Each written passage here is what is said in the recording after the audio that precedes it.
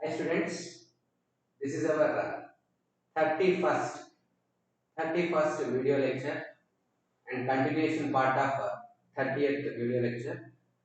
In this I am covering part 2 of permeability of testing like what factors will influence the permeability, followed by what are the equivalent values of permeability in non-isotropic soils.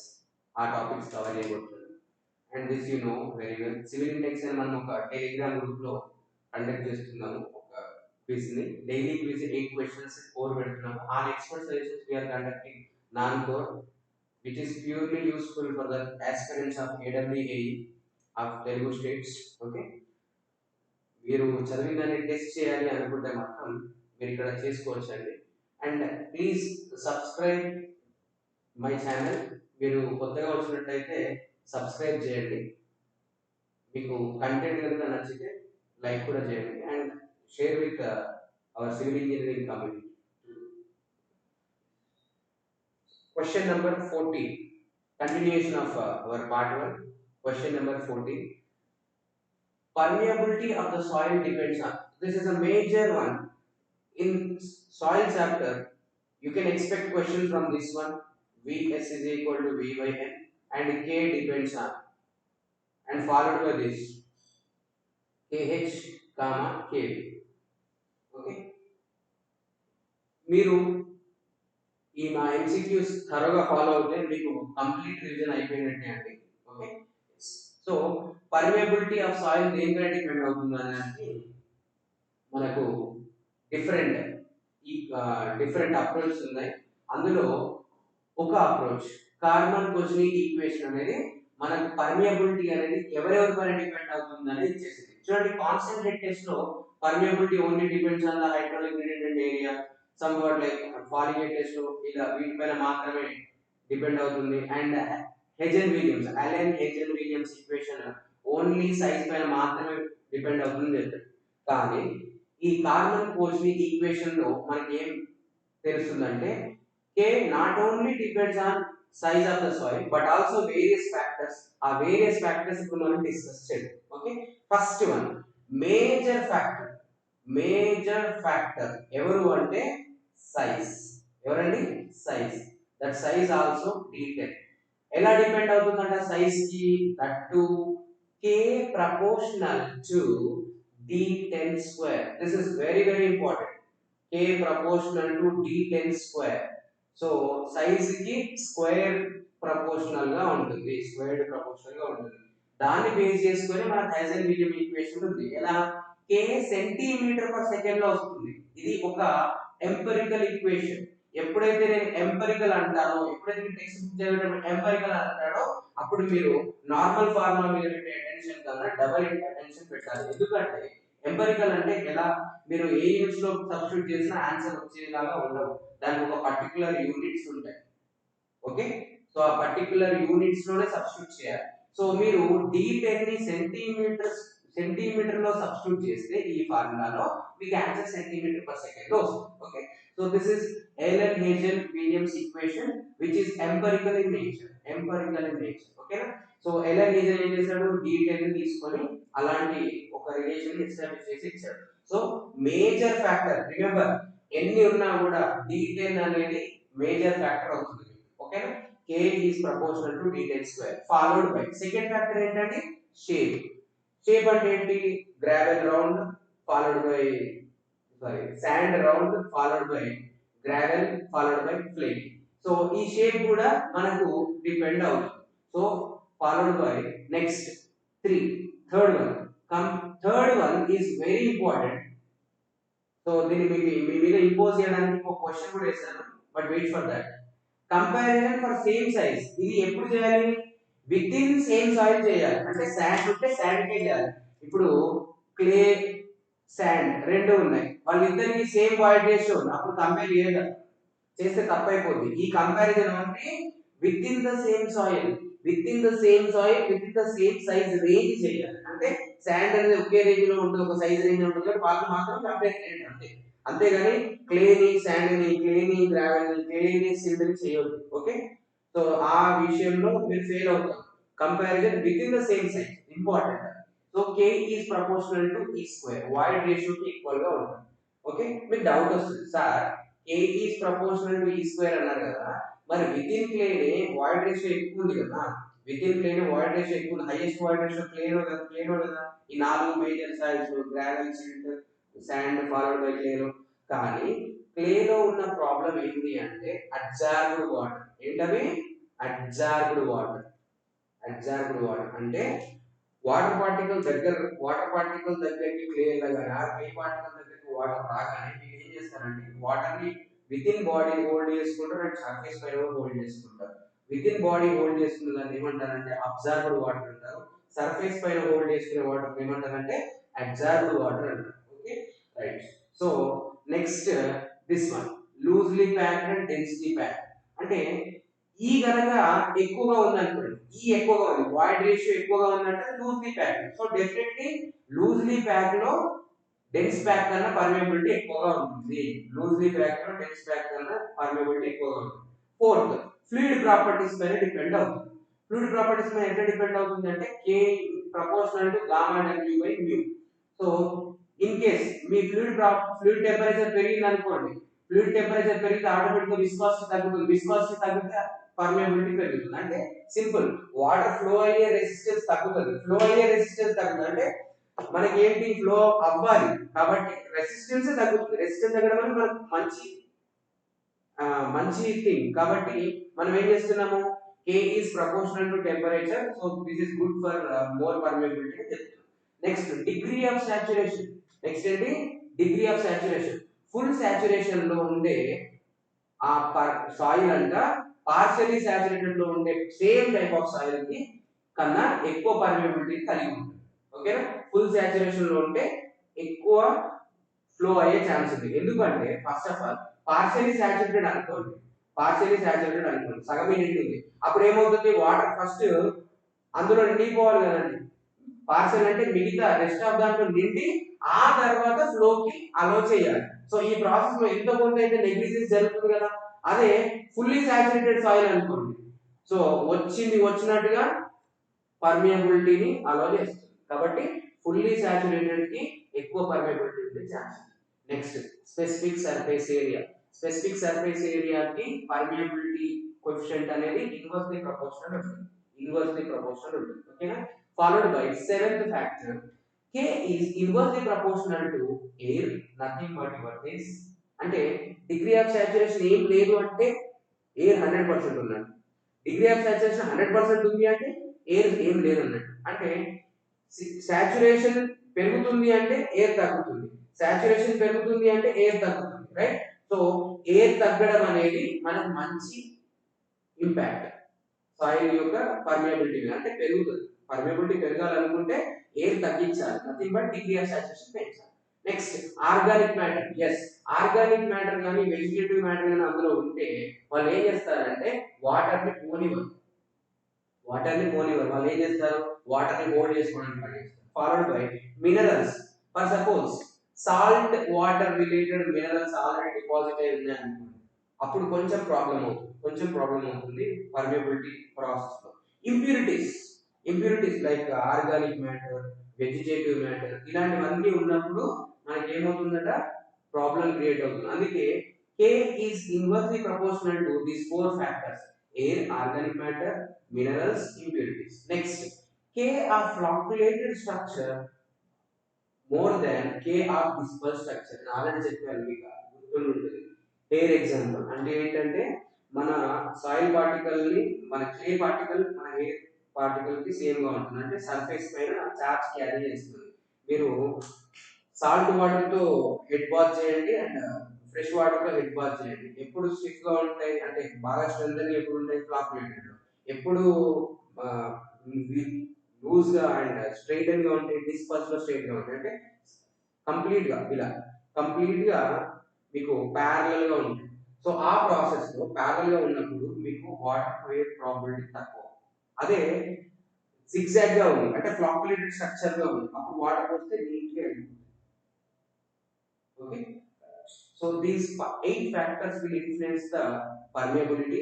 వీటన్నిటిని జోడించి మనకు ఈ scientist ఈ mathematical research scholar ఏం చేశాడంటే ఈ equation establish A is equal to C into E cube by 1 plus E d10 square into gamma W by mu. Okay so ఇది establish చేశారు. ఈ ఫార్ములా గుర్తు పెట్టుకుంటే మీకు ఫ్యాక్టర్స్ ఎఫెక్టింగ్ అంతా వచ్చేస్తుంది. లేదు అంటే remember this all 8 important things. Okay question number 14. Permeability of the soil depends on yes size of the soil particle. Correct. Moisture present in soil. ఇది కూడా కరెక్ట్. కాకపోతే మేజర్ ఫ్యాక్టర్ ఎవరు? Size of the particle. Specific surface area ఇది కూడా కరెక్టే. కానీ major factor ఎవరు? ఎవరండి? Size of the particle. Density of the soil particle ఎక్కడ నుంచి ఉండేది. కాబట్టి ఇది బై డిఫాల్ట్ గా రాంగ్. ఇది కూడా కరెక్టే. కాకపోతే మేజర్ ఫ్యాక్టర్ కాబట్టి tick for the size of the particle. Question number 15. Coefficient of permeability of soil varies approximately D10 కి ఎట్లుంటది అని అడుగుతున్నాడు. K is equal to C into D10 square E cube by 1 plus E gamma W by mu. ఇది ఒక్క equation గుర్తుపెట్టుకుంటే అన్ని factors వస్తాయి. K is proportional to D10 square. కాబట్టి ఇక్కడ D10 బదులుగా D ఇచ్చాడు. కాబట్టి D10 equal D అన్నాడు. So D square option will be D. Question number 16. Consider the following statements. This is ESE question and last one AWE question. Last one is FRO. 14 is FRO, AWE and ESE question. Consider the following statements. Statement number 1. Permeability depends on the nature of soil. Yes, nature of soil. Ela K is proportional to D10 square and as well as K is proportional to rounded nature. Remember? Yes. K is proportional to E square.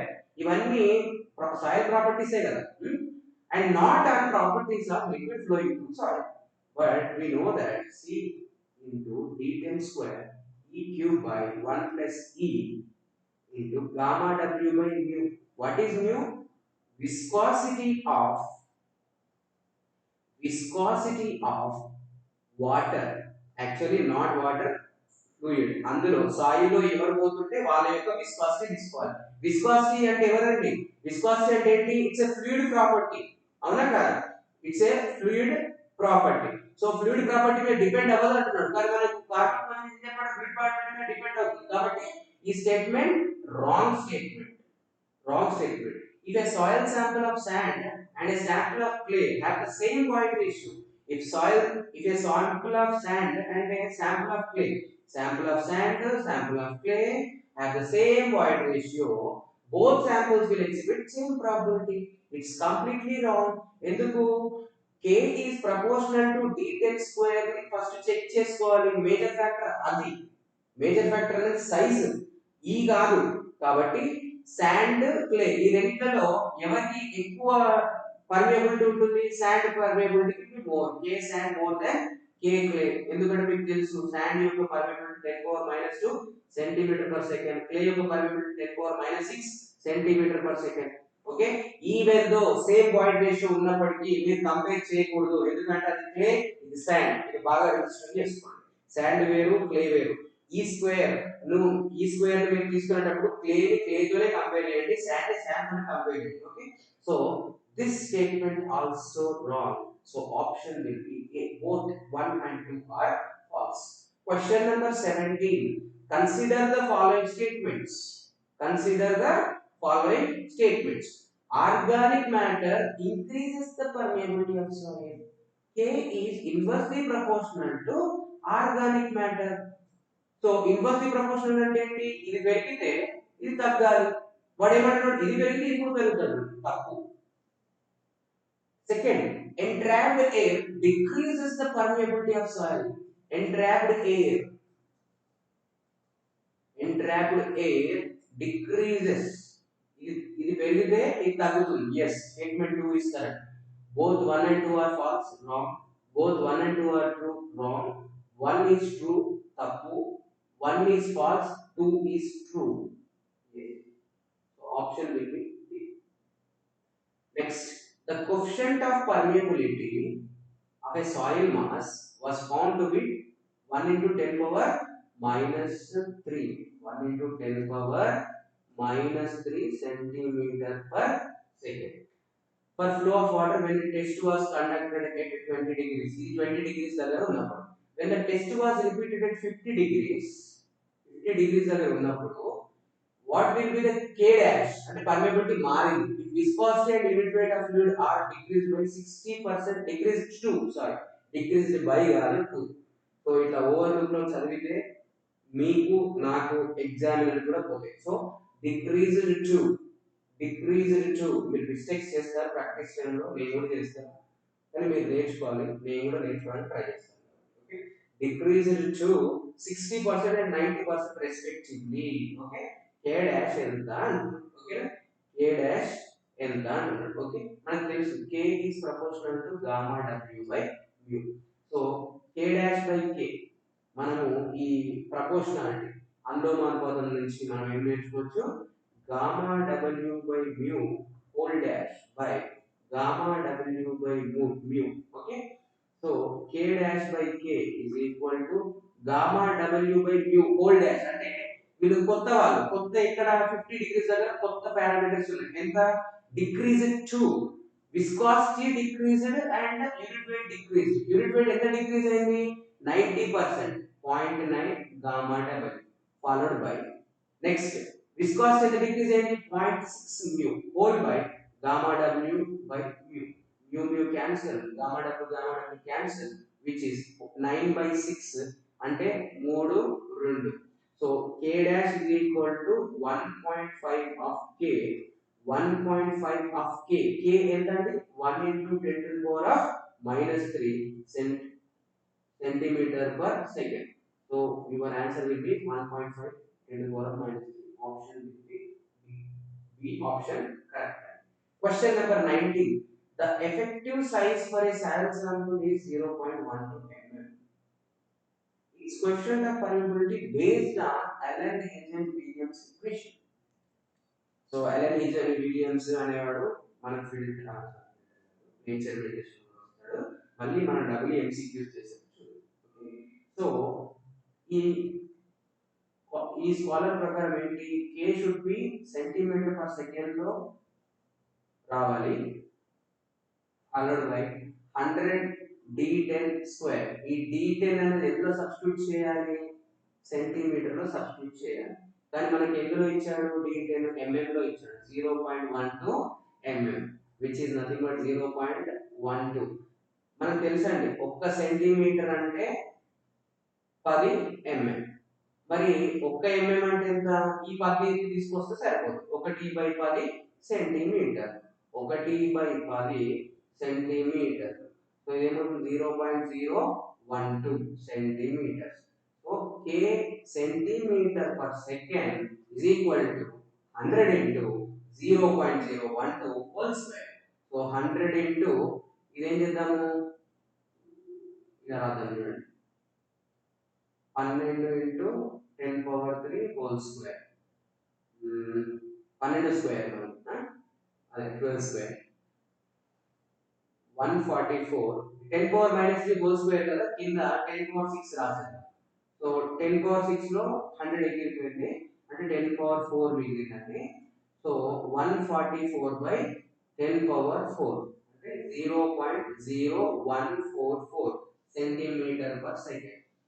ఇలా గుర్తుపట్టడం అన్నదానికి మీకు ఇవి రెండైతే కావు, 2.44 కాదు, ఈ రెండులో ఒక answer.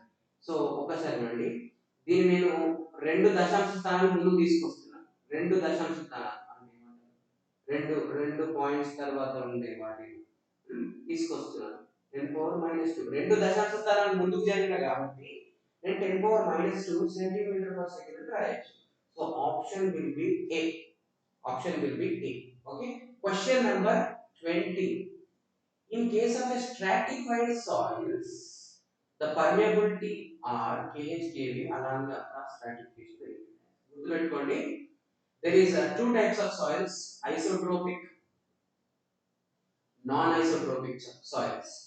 What is meant by isotropic? Isotropic అంటే ఏంటంటే ఒక పాయింట్ దగ్గర ఏ డైరెక్షన్ లో చూసుకున్నా మీకు ప్రాపర్టీ సేమ్ ఉండాలి. అంటే ఫర్ సపోజ్ ఇది KH అనుకోండి, ఇది కేవి. ఈ KH is equal to KV అయింది అనుకోండి, దాన్ని ఏమంటారు అంటే ఐసోట్రోపిక్ అంటాం. అలా కాకుండా KH not equal to KV ఉంది అనుకోండి, దాన్ని ఏమంటాము నాన్ ఐసోట్రోపిక్ అంటాం. ఓకే, సో స్ట్రాటిఫైడ్ అంటే ఏంటి? ఇది ఒక soil,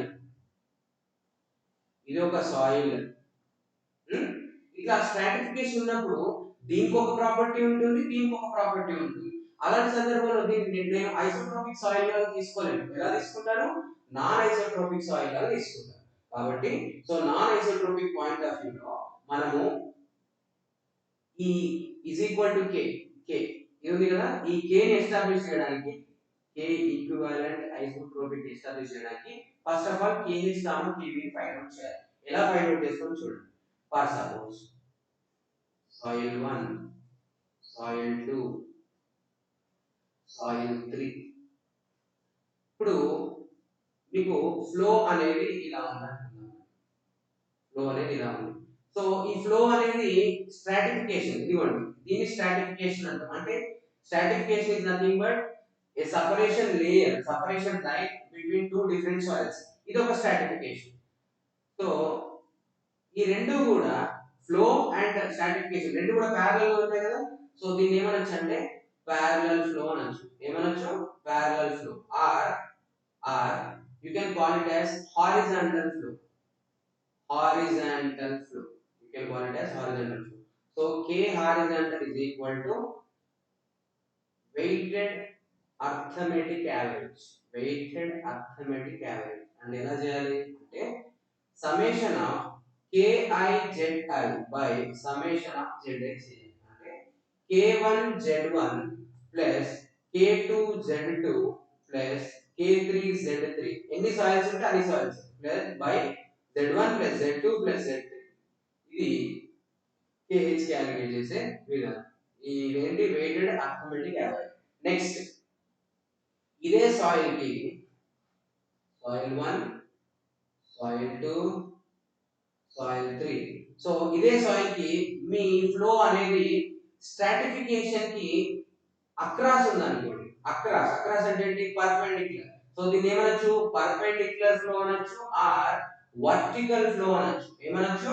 vertical flow or you can call it as across flow, across flow. So ఇలాంటి కేసులో మీకు కేవి ఎలా వస్తుందంటే వెయిటెడ్ హార్మోనిక్ యావరేజ్ నుంచి వస్తుంది. ఆల్రెడీ మీరు చూసారు ఇలాంటి వెయిటెడ్ హార్మోనిక్ యావరేజ్ ఏది కాంక్రీట్ లో కానీ, మార్షల్ స్టెబిలిటీ టెస్ట్ లో కానీ, and municipal solid waste calculations లో కానీ మీరు వెయిటెడ్ యావరేజ్ హార్మోనిక్ యావరేజ్ చూసారు. అండ్ టైమ్ మీన్ స్పీడ్ లో కానీ, స్పాట్ మీన్ స్పీడ్ లో కానీ మీకు వెయిటెడ్ యావరేజ్ అనేది కామన్ గా వస్తుంది. Okay, so let it be. So ఇది ఎలా చేస్తారంటే formula sigma Z I by KV is equal to summation of Z I by KI, summation of Z I by KI. So దీని abbreviation మీరు దీన్ని elaborate చేస్తే ఇలా అవుతుంది.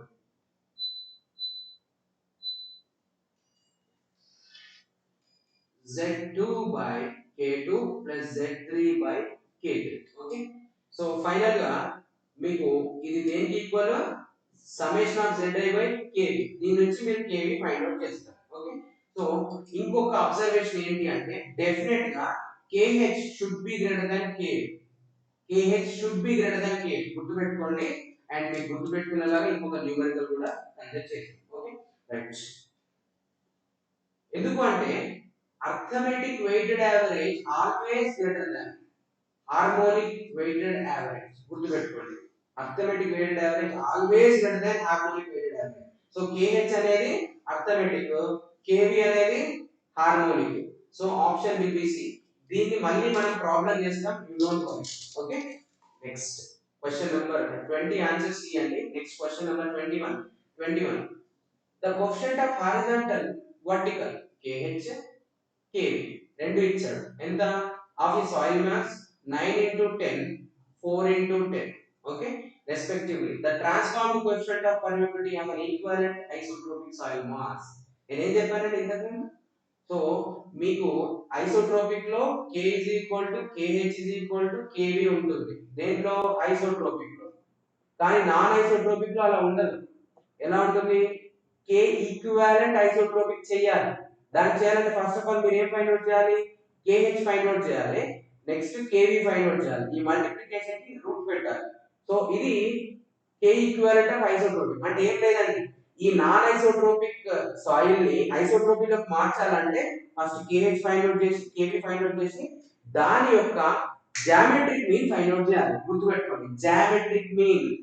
I'm not talking about arithmetic mean, I'm not talking about harmonic mean. ఇక్కడ చూడండి, ఇక్కడ arithmetic mean ఉంది, హార్మోనిక్ మీన్ ఉంది, జామెట్రిక్ మీన్ కూడా ఉంది. What is mean by geometric mean? మూడింటి యొక్క జామెట్రిక్ మీన్ ఫైండ్ అవుట్ చేయండి బాబు అంటే ఏం చేస్తారు? ఇప్పుడు c is equal to square root of ab, అదే విధంగా d is equal to square root of abc, తప్పు, cube root. Next e is equal to fourth root of abcd, ఇది ఐదింటి యొక్క జామెట్రిక్ మీన్. ఆరింటి యొక్క ఐదింటి కాదు, నాలుగింటి యొక్క జామెట్రిక్ మీన్. ఐదింటి యొక్క జామెట్రిక్ మీన్ కావాలంటే ఇలా abcde ఇలా చేయాలి, రైట్? సో హోప్ఫుల్లీ మీరు అర్థం చేసుకుంటారు అనుకుంటున్నాను. 6th క్లాస్ బేసిక్స్ ఇది ఏమంటారు, series series series chapter. Okay, yes. Question number 21 లో తను ఏమంటున్నాడు? Equivalent isotropic. ఈక్వివాలెంట్ ఐసోట్రోపిక్ అంటే కే ఈక్వివాలెంట్ ఐసోట్రోపిక్ చేయాలి, square root of KH into KV. ఇది మన formula. Square root of 9 into 10 4 into 10, 10 square కాబట్టి 10 బయటికి లాగండి. Square root of 9 into 4, 9 into 4 ఎంత? 36, 36 కు రూట్ ఎంత? 6, 6 ఇంటూ 10 సెంటీమీటర్ పర్ సెకండ్. ఈ వాల్యూస్ కొంచెం వేరే ఉన్నాయి, 10⁻⁻7 అలా ఉన్నాయి, కానీ నేను చేంజ్ చేయలేదు ఎందుకంటే టైపింగ్ ఇబ్బంది అయింది. బట్ 600 సెంటీమీటర్ పర్ సెకండ్ ఉండదు, గుర్తుపెట్టుకోండి. అది గ్రావెల్ లో కూడా ఎగ్జిస్ట్ కదా, గ్రావెల్ ఎగ్జిస్ట్ అవుతుంది, బట్ మనకు సాయిల్ మాస్ కావాలి కాబట్టి నేను గ్రావెల్ తీసుకోలేదు ఇక్కడ. మన కంఫర్ట్ కోసం నేను మార్చాను, అంతే మార్చాను, అంతే మీ కాన్సెప్ట్ రావాలంటే. Right, next question number 22. A bed of sand consists two layers of equal thickness. Equal thickness అంటే z1 is equal to z2 is equal to some x. x అనుకుందామా, z అనుకుందామా? z అనుకుందాం, z. అయితే find the kh by kv. kh by kv ఎంత అన్నాడు. నేను ఏం చెప్పానంటే kh always greater than kv అన్నాడు. అంటే kh by kv, kh by kv always greater than 1. 0.3 eliminated simply. ఇదైనా ఉండాలి, ఇదైనా ఉండాలి, లేకపోతే ఇదైనా ఉండాలి. చూద్దాం ఏది కరెక్ట్ చూద్దాం. First of all kh find out చేద్దామా. kh is equal to k1 z1 plus k2 z2 by z1 plus z2. kh is equal to k1 z1. k1 అంటే ఎంత? 0.01. z1 ఎంత? z 0.1. k2 ఎంత? 0.1. z2 ఎంత? ఎంతండి? z. z plus z 2z. So ఏమవుతుంది? kh value ఏమవుతుంది చూడండి, ఇది 0.01 0.1 అంటే 0.11 by 2. 0.11 by 2. నేను దీన్ని ఏం రాస్తా అంటే 11/200 రాస్తాను. రాసుకోవచ్చు కదా, ఆ పాయింట్ తీసి కింద పెట్టా. నెక్స్ట్ కేవి కూడా చేస్తాను చూడండి, KV. For KV you should follow the weighted average of harmonics side. So this is z1 plus z2 is equal to z1 by k1 plus z2 by k2. So z1 plus z2, z 2z by kv is equal to z1 by k1, z by 0.1, z by 0.01. 0.1 ఏం రాయొచ్చండి? ఇగో z out. 0.1 ఏం రాయొచ్చండి? 10 అని రాయొచ్చా? yes. 0.01 ఏం రాయొచ్చు? 110 అని రాయొచ్చు. 110 కదా, 100 100 అని రాయొచ్చు. ఈ రెండు కలిపితే 110, ఈ రెండు కలిపితే 110. So kv is equal to 2/110. మనకేం కావాలి? kh by kv కావాలి, గుర్తుపెట్టుకోండి. నేను ఎందుకు ఫ్రాక్షన్స్ చేయలేదు అంటే నాకు ఆల్రెడీ ఈ ప్రోడక్ట్ కావాలి కదా, అందుకే నేను క్యారీ చేస్తాను, ఎప్పుడు సింప్లిఫై చేసి పెట్టాను. So 11/200 by 2/110.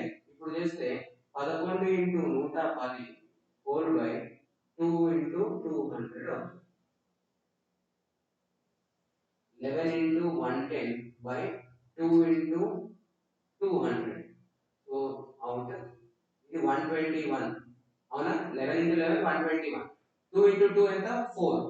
4 1 4 3 మళ్ళీ మిగిలిపోయింది పాయింట్ పెట్టాలి ఇక అది ఏమన్నా కానీ మనకి ఆన్సర్ అయితే వచ్చేది ఏంటి ఆన్సర్ విల్ బి బి అంతే ఏం లేదండి మీకు ప్రాబ్లమ్స్ ఇచ్చినప్పుడు సింప్లిఫికేషన్ క్యాలిక్యులేషన్ యొక్క సింప్లిఫికేషన్ ఎట్లా చూసుకోవాలి ఓకే ఆ క్యాలిక్యులేషన్ సింప్లిఫికేషన్ చేస్తే మీరు పక్క వాటితో కంపేర్ చేస్తే చాలా బెటర్ పొజిషన్ లో ఉన్నట్టు సో నేను ఈ సాయిల్ మెకానిక్స్ లో మోస్ట్ ఆఫ్ ద క్వశ్చన్స్ ఈ సింప్లిఫికేషన్ పాయింట్ ఆఫ్ వ్యూ నేర్పిస్తాను ఫాలోడ్ బై డబ్ల్యూ కూడా నేర్పిస్తాను ఫాలోడ్ బై ఎఫ్ఎం కూడా నేర్పిస్తాను ఎఫ్ఎం కూడా చాలా easy simplification right question number 23 last question yeah last question the void ratio of a given soil A void ratio of a given soil A is twice that of another soil B 2 times of soil B soil void ratio of B the effective size of particle of soil A effective size of particle size of A is one third of effective size of another soil దాన్ని ఏమంటున్నాడు the ratio of height of capillary rising water soil A to that B ఇది కూడా ఒక empirical one అండి actually ఇది effective stress the next chapter లో రావాల్సింది ఇక్కడ వచ్చేసింది h is equal to c by e into d10 c by e into d10 c is constant okay e d10 అనే parameters so h dash by h h dash by h is equal to ఏమవుతుంది h dash by h is equal to e d10 of b e d10 of a by e d10 of b చేస్తే a to b అన్నాడు so a to b so this is a this is b చేస్తే e d10 ea of d10 2eb into d10 of a one third of d10 of b e of b will be eb only and d10 of b will be d10 of b answer so which will be 2 by 3 hb by ha is equal to 0.67 right తప్పు తను అడిగింది ఏంటండి water in soil A to soil B అడిగాడు soil A to soil B అడిగాడు అంటే HA by HB అడిగాడు okay 0.67 అంటే 3 by 2 which is 1.5 1.5 this is the answer so answer will be b not 0.67 so మీరు మిస్టేక్ చేసే chances కోసం కూడా option A అనేది ఒక్కొక్కసారి మీరు ఫ్రీక్వెంట్ గా అంటే మోస్ట్ ఆఫ్ ద స్టూడెంట్స్ చేసే మిస్టేక్ కే ఇస్తారు